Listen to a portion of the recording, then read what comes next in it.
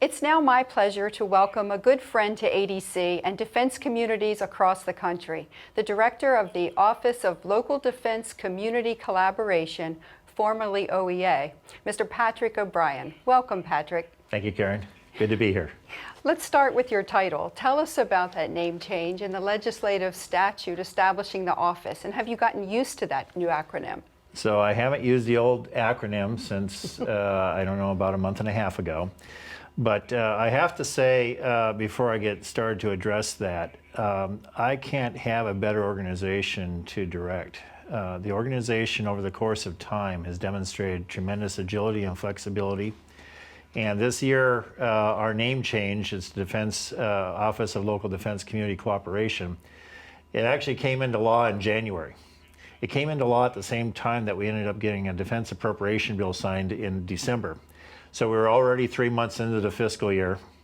We didn't quite understand what our name was going to be, and we also had to stand up and start executing for the funds. So I just want to say for your membership, over the course of roughly 4 to 5 weeks, we were able to transition just about everything we needed to. So website, all the formal legal documents, etc. So for grants, etc., all that was changed. Hats off not just to the staff, but also our CIO folks. Our CIO folks moved at lightning speed to get new domain names, get new linkages. We had to go through the hierarchy in DoD to get approval for all this stuff. And, you know, we barely blinked and we were operating as the Office of Local Defense Community Cooperation. Now, I said we got an appropriation late in last year. That appropriation restored $20 million that was taken from last year's defense-wide review. And so we're executing roughly $124 million this fiscal year, and we're on plan to execute that full amount before the end of September. So our peak period now is between April and September.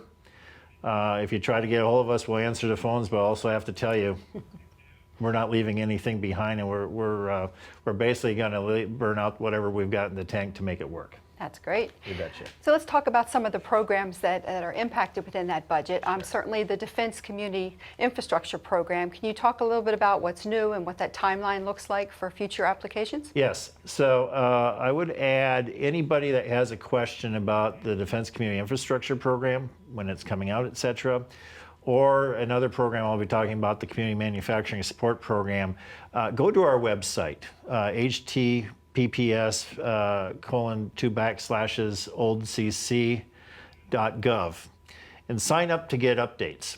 Now, the DCIP program, we ended up with $60 million. That money is going to have to be competed over the course of this fiscal year. Last year, we could not go out for the competition till May, and we had a very abbreviated period for that competition. This year, we do have a construct going out.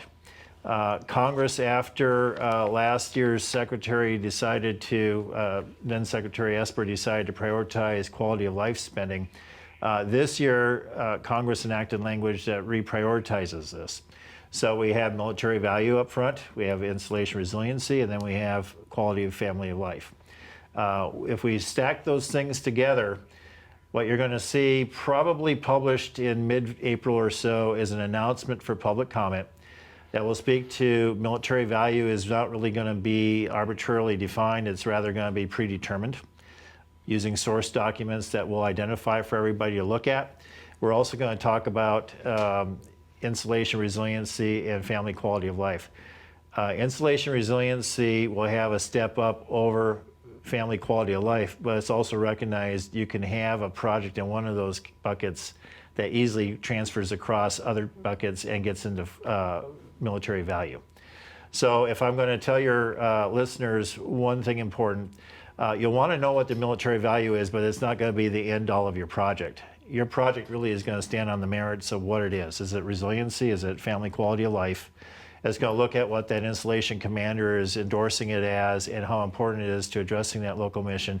And then lastly, it's also going to speak to how quickly you can start turning dirt and getting the project built.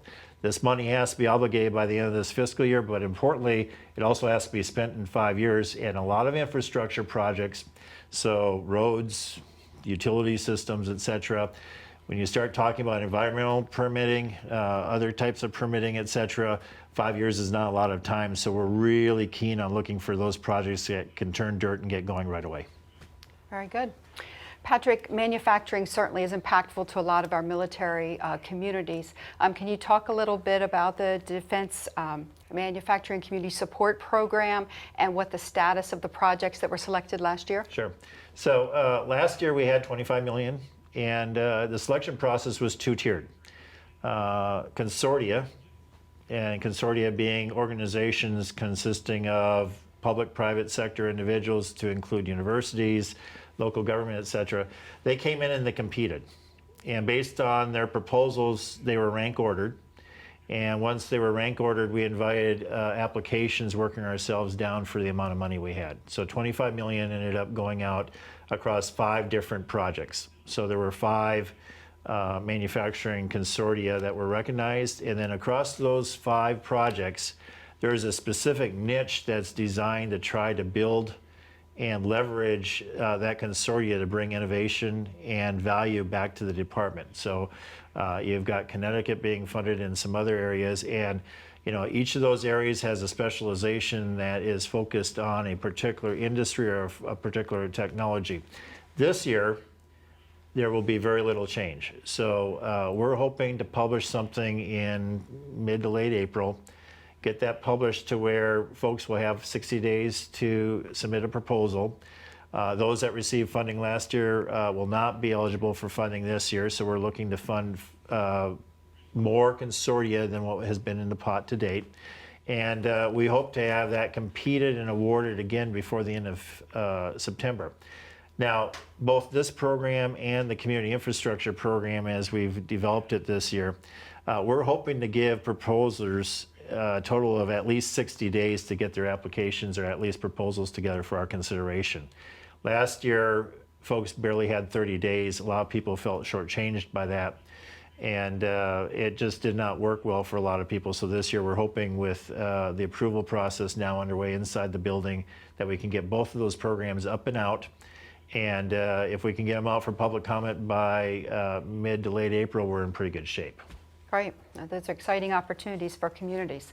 How about the Military Installation Sustainability Program? Any project updates there? Right. So this program blended both our compatible use program, also the Joint Land Use Study program, along with the newly enacted Installation Resiliency Authority.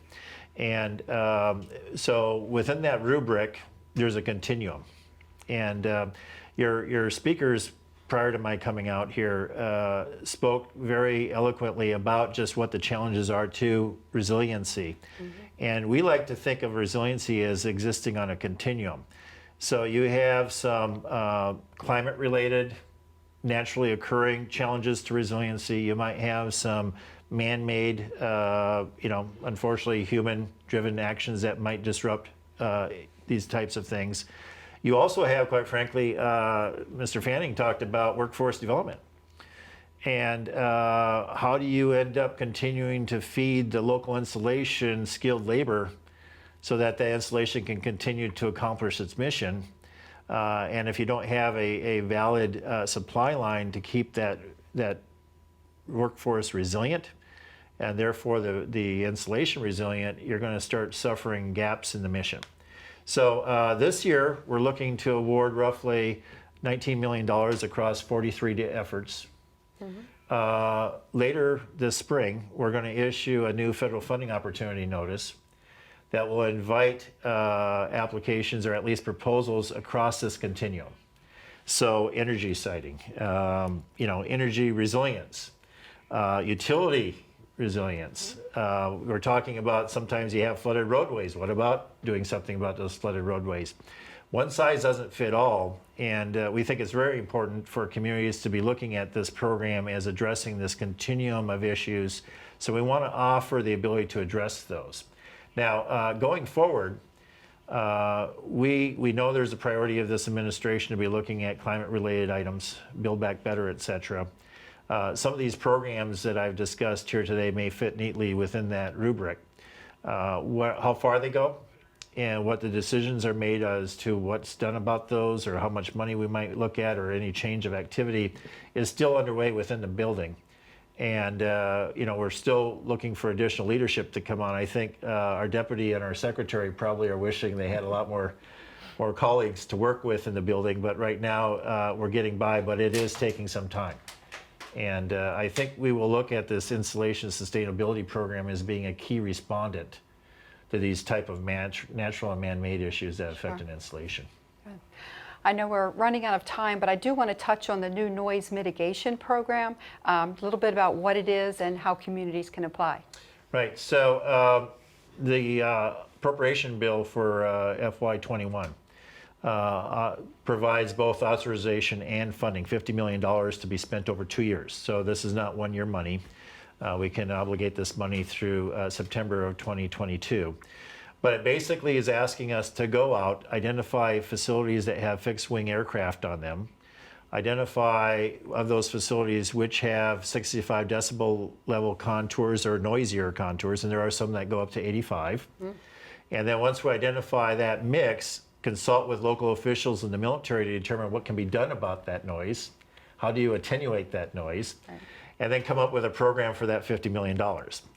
And we've started to scratch the surface on this, and I'll just say preliminarily, we believe there's between roughly approximately 200 to 300 installations with fixed-wing aircraft to start with.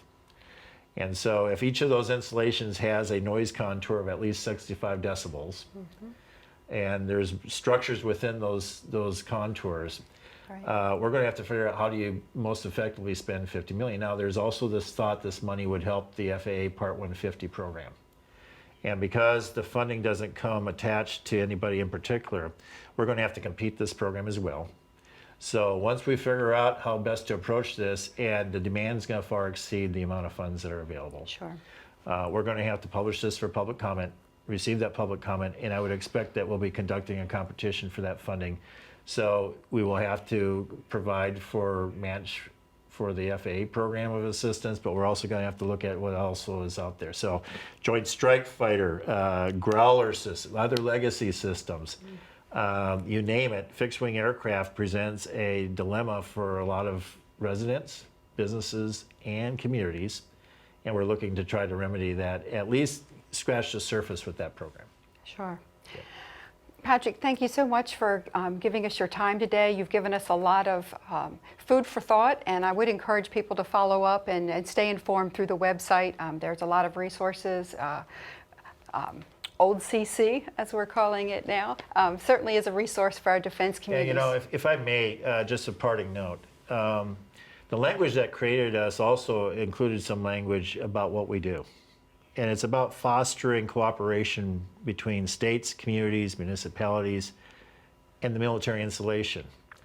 And in doing that, you're reducing operating expenses, you're bringing efficiencies, you're basically multiplying the force with the local installation. And the department's leveraging the resources, but I have to tell you, through the defense-wide review that we went through, and even today, there is a lot of folks inside what the bubble that I would call the Pentagon that just don't get how important communities and states are to the well-being of our military installations.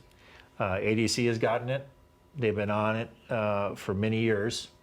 The local partnering program, going out there and paying for a water plant when the installation can't get it through a MILCON program. It's look, you guys have been there, you've walked it, you're continuing to walk it, but I want to leave the message, you got to hammer on that message back to everybody in the building too, because we keep seeing turnover and new people don't have the same awareness, they don't have the same appreciation for what you all do.